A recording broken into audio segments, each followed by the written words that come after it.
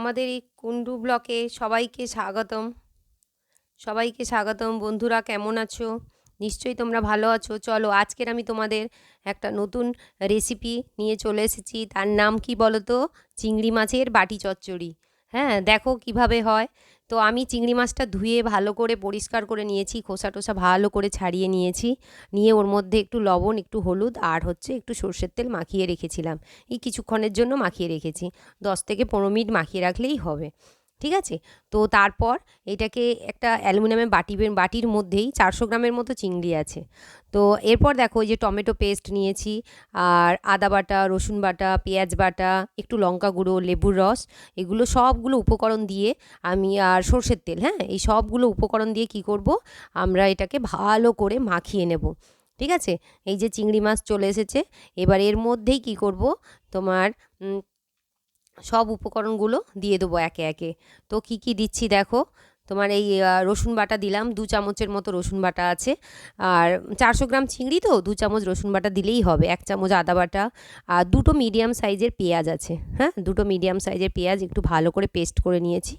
তো এগুলো সবগুলো দিয়ে দেবো। দিয়ে তোমার এবার লঙ্কার গুঁড়ো কি বলো তো, যে যার নিজের মতো ঝাল যেরকম খাবে সেরকম অনুযায়ী দেবে, কোনো অসুবিধা নেই। আর 3 চামচের মতো টমেটো পেস্ট দিয়ে দিয়েছে, আর একটু লেবুর রস দিলাম। তো এইভাবে সুন্দর করে ভালো করে এটাকে ভালো করে মাখিয়ে নিতে হবে। হ্যাঁ, এই দেখো সর্ষের তেল দিলাম, সাদা তেলে করো না, সর্ষের তেলে ভালো টেস্ট আছে। ঠিক আছে।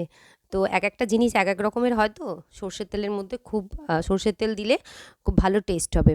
তো এটা একটা অ্যালুমিনিয়ামের বাটির মধ্যেই নিলাম। তো এই বাটিতেই হবে, সমস্ত কিছু এই বাটিতেই হবে। দেখবে সব কিছু ভালো করে মাখিয়ে নিতে হবে। সুন্দর করে ভালো করে মাখিয়ে নিয়ে এটাকে আমরা একদম মিডিয়াম আঁচে গ্যাসের মধ্যে বসিয়ে দেবো। তো এটা ভালো করে মাখিয়ে নিয়েছি, এবার নিয়ে গ্যাসের মধ্যে বসিয়ে দিয়েছি। দেখো, খুব হালকা ফ্লেম দিয়ে হালকা একদম আঁচের মধ্যে একটু ঢেকে দেব। এই 2-3 মিনিটের জন্য একটু ঢেকে দেবো, বেশিক্ষণের জন্য না, 2-3 মিনিটের মধ্যে। আর এই রান্না করতে বেশি সময় লাগে না, এই চিংড়ি মাছটা রান্না করতে। হ্যাঁ, বাটির মধ্যে সমস্ত কিছু মাখিয়ে দিয়ে এই রান্না করতে এটা বেশি সময় লাগে না, 5 থেকে 7 মিনিটের মধ্যে এই রান্নাটা হয়ে যায়, এবং গরম গরম ভাতের সাথে দারুণ লাগবে খেতে। তোমরা দেখো, এই যে একটা এই তো ফুটতে শুরু করে দিয়েছে। দেখবে দারুণ লাগবে। আর মানে ঘরটা পুরো গন্ধে ভরে যাবে চিংড়ি মাছের এই রেসিপিটার গন্ধে। একবার বানিয়ে খেও, তারপরে আমাকে জানাবে কমেন্টে কেমন লাগলো তোমাদের এই রেসিপিটা। তো এই যে ফুটতে স্টার্ট করে দিয়েছে।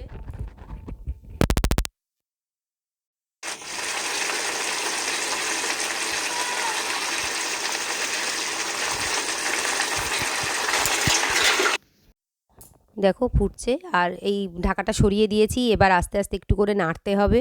যখন দেখবে ধার থেকে তেলটা ছাড়া স্টার্ট করে দিয়েছে, তখন বুঝবে যে এবার কষানো হয়ে গেছে। হ্যাঁ, আস্তে আস্তে দেখবে তেলটা, এবার ফ্লেমটাকে একটু বাড়িয়ে দিয়েছি। তোমাদের যদি এই রেসিপিটা ভালো লাগে, তাহলে অবশ্যই আমার এই চ্যানেলটা সাবস্ক্রাইব করে দেবে। আমার চ্যানেলের নাম কি বলো তো? কুন্ডুস ব্লগ। হ্যাঁ, এই চ্যানেলে বিভিন্ন রকমের রান্না তোমরা পাবে দেখতে, এবং খুব তাড়াতাড়ি কিভাবে চটপট রান্না করা যায় সেই সমস্ত রেসিপি আমি তোমাদেরকে বলে দেব, যে কিভাবে চটপট রান্না করা যায়। তো এবার একটু 1/2 চামচের মতো একটু গরম মশলা গুঁড়ো ছড়িয়ে দিলাম। এবার আস্তে আস্তে এটাকে নাড়তে থাকবো, এবং দেখো 5 থেকে 7 মিনিট, বেশি সময় লাগবেই না, 5 থেকে 7 মিনিটের মধ্যেই রান্নাটা হয়ে যাবে, একদম কোনো ঝামেলা ছাড়া। ধরে সমস্ত কিছু মাখিয়ে সুন্দর করে এই যে বসিয়ে দিয়ে একদম বাটির মধ্যে একদম 5 থেকে 7 মিনিটের মধ্যে রান্না হয়ে যাবে। দারুণ দারুণ গন্ধ বেরোতে স্টার্ট করে দিয়েছে। তোমরা তো বুঝতে পারছো না, তোমরা দেখবে, তোমরা রান্না করো, দেখবে দারুণ গন্ধ বেরোবে। এবং দেখো হয়ে এসছে, আর বেশি বাকি নেই। দেখো ধার থেকে তেল ছাড়তে স্টার্ট করে দিয়েছে। দেখো আস্তে আস্তে শুকিয়ে যাচ্ছে ঝোলটা। তো দারুণ লাগবে। এবং আমার চ্যানেলটা অবশ্যই সাবস্ক্রাইব করে দেবে। তার জন্য তোমরা সাবস্ক্রাইব না করলে তোমরা কিন্তু এর পরে যে সমস্ত রান্নাগুলো আমি যখন দিচ্ছি তখন তোমরা বুঝতে পারবে না। সেই জন্য সাবস্ক্রাইব করে দিলে একটা নোটিফিকেশান ঢুকে যাবে, এবং তোমরা সেটা পেয়ে যাবে। তো সেই জন্যই বলছি, যাতে তোমরা সাবস্ক্রাইবটা করে দিও, এবং লাইক করো, বন্ধুদের মধ্যে শেয়ারও করে দিও। দেখো তোমাদের ভালোই লাগবে। আগে তোমরা খাবে রান্না করে, তারপরে দেখো, আগে বুঝতে পারবে যে কতটা ভালো এই রান্নাটা। দেখো চলে এসছে, একদম শুকিয়ে যাচ্ছে আস্তে আস্তে। তো এরপরে একদম শুকনো শুকনো হয়ে যাবে, একটু হয়ে গেলে আমরা এটাকে নামিয়ে পরিবেশন করে দেবো। ঠিক আছে? তো আজকের এই পর্যন্তই। তো এরপরে আবার আমি বিভিন্ন রকম রান্না নিয়ে চলে আসব তোমাদের এই কুন্ডু ব্লকের মধ্যে। সবাই ভালো থেকো, সুস্থ থেকো। আজকের দেখো এই চলে এসছে, আর বেশি বাকি নেই, রান্নাটা এই হয়ে গেল। দেখো ধার থেকে পুরো তেল ছেড়ে দিয়েছে। তোমরা সবাই ভালো থাকবে, সুস্থ থাকবে, এবং দেখো হয়ে গেছে আমার এই রান্না। এই যে শেষ হয়ে গেল আমার রান্না।